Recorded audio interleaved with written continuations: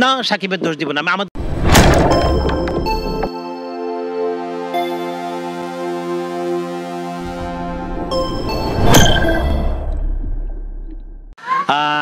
কারণ হচ্ছে কি একটা কথা বলি, কারণ বড় ছবি, অনেক বড় মাপের ছবি, বড় মাপের তারকার ছবি, এগুলো নিয়ে আর এই সময় রিলিজ দেওয়াটা আমি জানি না কেমন হয়েছে। আবার একটা কথা সবাই বলে, যেমন শুনেছি যে শাকিব খান শুধু ঈদের ছবি, ঈদ নিয়ে শাকিব খানের কোনো ছবি চলে না, সেটাও প্রমাণ করার একটা বিষয়। তবে এই মুহূর্তে না, এই মুহূর্তে যে সিচুয়েশন, এই সিচুয়েশনে এই কথাটা না বললেও ভালো। কারণ যদি সিচুয়েশন, দেশের অবস্থা, সার্বিক পরিস্থিতি, নট অনলি দেশ, সার্বিক পরিস্থিতি যদি ভালো থাকতো, তখন শাকিব খানের একটা ছবি রিলিজ হলে তখন এটা একটা বাজ বিচার এবং ক্যালকুলেশন করা যেত।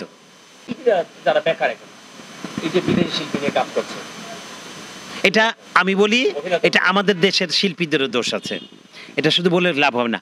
আমি একটি ছবির জন্য, একটি ছবি খুব ভালো ছবি, নাম বলবো না আমি, রবীন্দ্রনাথ ঠাকুরের গল্প নিয়ে অবলম্বনে আমাদের বাংলাদেশের এখনকার সময়ের কিছু স্টার, ওনারা স্টার, তারা মানে ডিরেক্টরকে, এবং আমার তো মনে হয় গল্প শুনে ভাই তুমি বসো না, কি কি প্রবলেম, কি কি চাও তুমি চাও, তুমি তো গল্পটা জানো যে এই গল্পটা এইটা, তো সেইখানে তুমি কাজ করতে চাও না, 6-9 করছো, ঘোরাচ্ছ মানুষকে, কেন রে ভাই?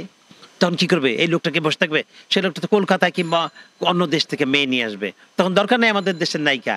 এই শাকিব খান নিশ্চয়ই বোগান দিতে পড়েছে, কিংবা অন্য অন্য ডিরেক্টররা পড়েছে। এখন আমি বুঝছি, কারণ আমি এই ছবিটা হ্যান্ডেলিং করতে যাই আমি বুঝতে পেরেছি যে কোথায় গলত। যে আমাদের ওনারা মনে করো ওনারা স্টার, ওনাদের ছাড়া ছবি চলবে না। আগে শাবানা, ববিতা, রোজিনা, সিনিয়র যারা আমার ছিল, যারা তারপরে পরের জেনারেশন যারা আসে, দিতি, চম্পা, অরুণা বিশ্বাস, যারা যারা ছিল, তারপরে ওই দিক দিয়ে ছিল অঞ্জনা, নতুন ছিল, সুচরিতা ছিল, তারপরে দিক যাচ্ছে শাবনূর, ববি, মৌসুমী, পূর্ণিমা, কই পপি, তারা কোথায়? তারা কাজ করেনি, তারা ছবি করেনি একসাথে। আপনারা একটা ছবি করে কাইট হয়ে যান, একটা ছবি কলকাতার ছবি ভাববেন যে আপনারা বিশ্ব জয় করে ফেলেছেন। বাংলাদেশে একটা ছবি চললেই ভাবেন যে আপনাদের, না রে ভাই এইভাবে ছবি হয় না, এইভাবে স্টার হয় না। ওই স্টার হয় 1 বছরের জন্য, 6 মাসের জন্য, তারপরে ভ্যানিশ হয়ে যায়। আজ পর্যন্ত শাবানা, শবনম, সুজাতা এবং চম্পা, মৌসুমী, যারা যারা আছে, শাবনূর, পপি, পূর্ণিমা, এদের নাম কি কেউ মুছতে পেরেছে? মুছতে পারেনি। আরেকটি কথা বলতে চাই আমি জানি না আপনারা নিজেরা নিজেরা স্টার, নিজেরা এখন সবাই করে কি নিজেরা পদবি নিয়ে মাথায় মুকুটটা নিজে নিজে কেড়ে নিয়ে মুকুটটা পরে আমি হচ্ছি অমুক, আমি অমুক রানী, আমি অমুক রাজা, এগুলি বললেন না। আগে নিজের নিজের নিজের কাজে করে দেখান, প্রমাণ করেন, তারপরে বললেন। আসলে একটা দুঃখজনক ব্যাপার হয় কি, ঘরের লোকেরা যদি ঘরের লোকের খোঁজ খবর না নেয়, একটা বাবা মা যদি তার সন্তানের খোঁজ খবর না নেয়, একটা সন্তান যদি তার বাবা মা কেমন আছে এই খোঁজ খবরটা নেয়, সেটা তখন অবশ্যই সেটা দুঃখের কারণ হয়ে যায়, তখন বাবা মাকে বৃদ্ধাশ্রমে দিয়ে আসে। তাই তো হয় এক প্রকার, আমাদের বেলায় তাই হচ্ছে যে বৃদ্ধাশ্রম মানে আমাদেরকে একটু মানে আমাদেরকে কাজে লাগাচ্ছে না। আমাদেরকে বলতে আমি আমাদের সার্বিক শিল্পী কলা কৌশলীর কথা বলছি আমি, নট অনলি আমাদের ডান্সের। হ্যাঁ, ডান্সের ব্যাপারে যেটা, সেটা হচ্ছে কি সত্যি দুঃখজনক। আমাদের মানে আমরা ট্যালেন্ট, আমরা কি করতে পারি না করতে পারি সেটা কিন্তু আমাদেরকে কাজ দিয়ে বোঝাইতে হবে। আমি ইউসুফ খান, আমি জানি বিদেশি শিল্পীদের সঙ্গে, অনেক বিদেশি শিল্পীদের সঙ্গে মানে যখন নাকি আমাদের সিনেমা জগতে সিনেমা নায়কে ছবিতে ফাইট হতো, ডিরেক্টরদের ছবি নিয়ে ফাইট হতো, সেই সময় আমরাও কাজ করেছি। আমি কাজ করেছি বিদেশি শিল্পীদের সাথে, অনেক বিদেশি শিল্পীর সাথে কাজ করেছি। তো আমি দেখেছি যে তখন কিন্তু আমাদের দেশের আমরা যারা কোরিওগ্রাফাররা, আমি ছোট্ট একটি উদাহরণ দিয়ে বলি, স্বামী কেন আসামি ছবিতে প্রথম যখন চাঙ্কি পান্ডে আসলো বাংলাদেশে, তখন সেখানে তো আমি ছিলাম, মাসুম বাবুল সাহেবের অ্যাসিস্ট করেছি আমি। হ্যাঁ, তো তখন আমরা একটি গান ছিল, সেই গানটি শুটিং হয়েছিল শিশু একাডেমিতে। তো ওখানে 10টা ছেলে 10টা মেয়ে নাকি 15টা ছেলে 15 এরকম ছিল। সেই গানে শুট করার সময় হয়েছে কি, ওই আমরা ইনস্ট্যান্ট মানে কি হয়, আমরা কিন্তু স্টেজে এসে গান শুনি, তারপর গান করে কোরিওগ্রাফি করে তারপরে ওখানে কাজ করি। তখন চাঙ্কি, আমাদের গ্রুপের যারা ছিল ছেলে মেয়েরা সবাই ডান্সার, সবাই তুলে ফেললো। তো চাঙ্কি পান্ডে প্র্যাকটিস করছে, চাঙ্কি পান্ডে বলছে যে হঠাৎ করে অনেকক্ষণ দেখলো, দেখার পরে আমাকে ডাকলো, ইধারাও। তা বললো কে হুয়া?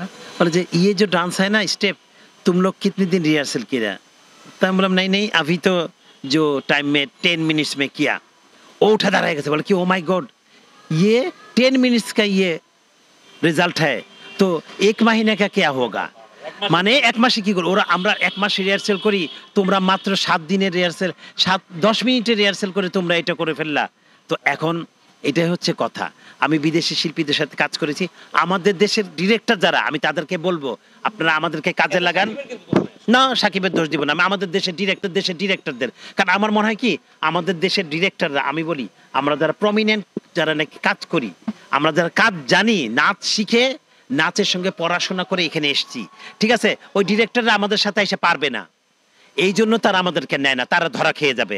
এবং তারা যে কি মাপের ডিরেক্টর সেটা বোঝা হয়ে গেছে, কারণ বোম্বেতে এখনো, আমি বোম্বেতে কিছুদিন আগে কাজ করে আসছি, ওখানে ডিরেক্টররা কি করে, ডিরেক্টররা নতুন আর্টিস্ট নেয়, নতুন সবকিছু নেয়, কিন্তু পিলারগুলো dance choreographer, cinematographer, makeup artist, hair স্টাইলের, কস্টিউম ডিজাইনার, তারা খুব শক্ত শক্ত জায়গা নেয়, তারপরে কয়েকটা শিল্পীকে সেখানে তারা প্রেজেন্ট করে। আর আমাদের এখানে ডিরেক্টররা ভাবে কি, এরা বাংলাদেশের এরা কিছু পারে না, আর পারবে না। আরে ভাই, যে সমস্ত গান দেখছি, যে সমস্ত গান দেখি, ওই টাকাটা যেই সমস্ত গান করেছে, যেই সমস্ত টাকা ওনাদের পিছনে ইনভেস্ট করেন, আমাদের পিছনে ইনভেস্ট করেন, আমাদের কেন এসে বলেন যে ভাই 1 শিফটে গান শেষ করে দেন, আমাদেরকে দেন না এরকম সময় সুযোগ, দেখেন না আমরা কি করি, তারপরে আপনারা বলেন যে আমাদের দেখি হয় না। তাহলে সাকিবের আসলে এখানে কোনো হাত না, সাকিবের কোনো দোষ দেখছি না আমি, সাকিবের কোনো দোষ না। হ্যাঁ, সাকিবের মাথায় সেটা ঢুকিয়ে দেওয়া হয়, সেই জন্য সাকিব, কেন সাকিব কি আজকে সাকিবকে কি বম্বের ওরা নিয়ে গেছে, না আমরা করেছি তৈরি, আমাদের বাংলা ইন্ডাস্ট্রি করেছে। তো সাকিবেরও একটু এদিকে একটু খেয়াল রাখা উচিত যে আচ্ছা ওই গানটা করেন, আমি এরকম গান চাই, আমাদের সাথে বসুক না, আমি বিভিন্ন সময় বলি তো, আমার সঙ্গে বসুক, আমাদের যারা যারা তাদের সঙ্গে বসুক, যে আমি এই জিনিসটা চাই, এমন এমন চাই।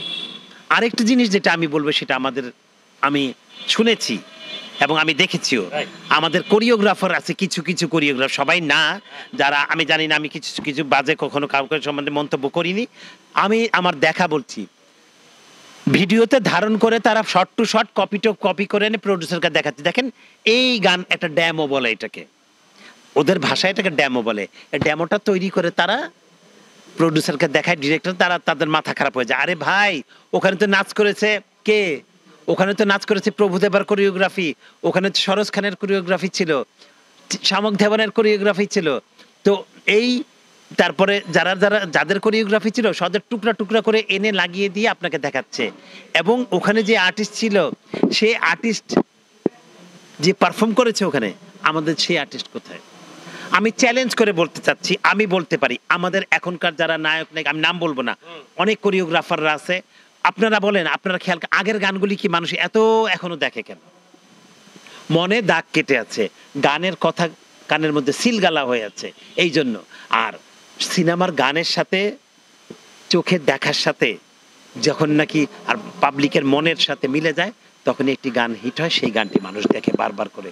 এখনকার গানের কোনো শর্টের ভেরিয়েশন নাই, শর্ট ডিভিশন নাই, চললো একটা ড্রোন দিয়ে পুরো গান শুট করলো, ট্রলি একটা ক্লোজ পুরো মাস্টার নিল। কেন ভাই আসেন না, আপনি যে ডিরেক্টর, আপনি যে করেন, আপনি যাদেরকে দিয়ে করান তাদেরকে বলেন, নাহলে আইসেন আমাদের কাছে, আমি শিখাই দিব। কারণ আমি তো অনেক বাংলাদেশে বড় বড় স্টার তৈরি হয়েছে, অনেক বড় বড় বাংলাদেশের বিদেশে বড় বড় সুপারস্টার ডিরেক্টরদের সাথে কাজ করেছি, সুপারস্টার আর্টিস্টদের সাথে কাজ করেছি। তো আমার অভিজ্ঞতা থেকে আমি কথাগুলি বললাম। অনেকে রাগ হবেন, অনেকে মনক্ষুণ্ণ হবেন, তো যদি মনক্ষুণ্ণ হন আমার কাছে আইসেন। আমাদের এখানে হ্যাঁ, আমার এখানে সেদিন একটা গান আসছে, হ্যাঁ, যারা নাকি আবার মনে করে যে না আমি ইউসুফকে নেব, আমি কি ইউসুফকে দিয়ে আমি এই কাজটা করবো, তারা আমাকে নিচ্ছে, টাকা আমাকে দিয়ে কাজ করেছে, তারা আমাকে দিয়ে করছে। আমি একটা গান আসছিল সেদিন ছবির, mujra, what is the meaning of mujra, কয়জন মানুষ জানে, কয়জন ডিরেক্টর, তাদেরকে আমার কাছে আসতে বলেন, আমি তাদেরকে শিখাই দিব যে মুজরা কাকে বলে, মুজরা কত প্রকার, কি কি। এবং আমাদের যারা, আমার উপরে থুতু মারলে নিজের গায়ে পড়ে, আমি সেটাও বলবো না, আমি আমার কথাই বলছি।